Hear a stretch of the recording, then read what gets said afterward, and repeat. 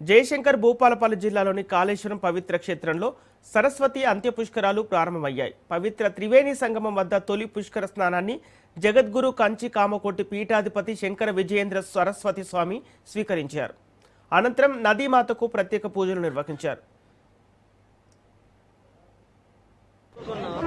పుష్కర వేడి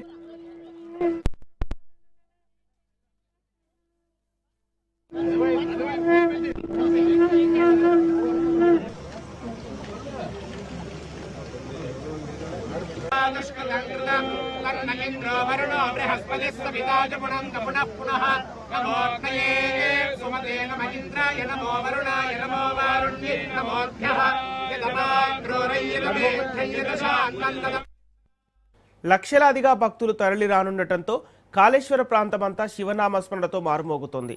ముక్తేశ్వర ఆలయంతో పాటు పరిసర ప్రాంతాలు పుష్కరాల ఏర్పాట్లతో ఆధ్యాత్మిక శోభను సంతరించుకున్నాయి. ఇప్పటికే భక్తులు పుష్కర స్నానాలు ఆచరిస్తూ పితృదేవతలకు తర్పణాలు నిర్వహిస్తున్నారు.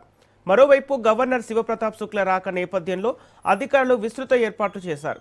హోమాలు, టెంట్ సిటీ, నవహారతి, తెప్పోత్సవం, పార్కింగ్ సదుపాయాలతో కాళేశ్వర పుష్కర క్షేత్రం సిద్ధమైంది.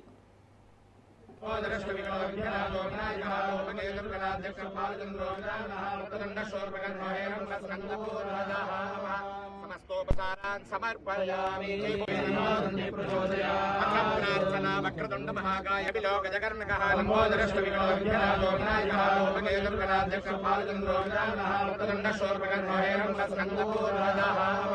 సమస్తోపచారాన్ సమర్పయామి ప్రార్థనా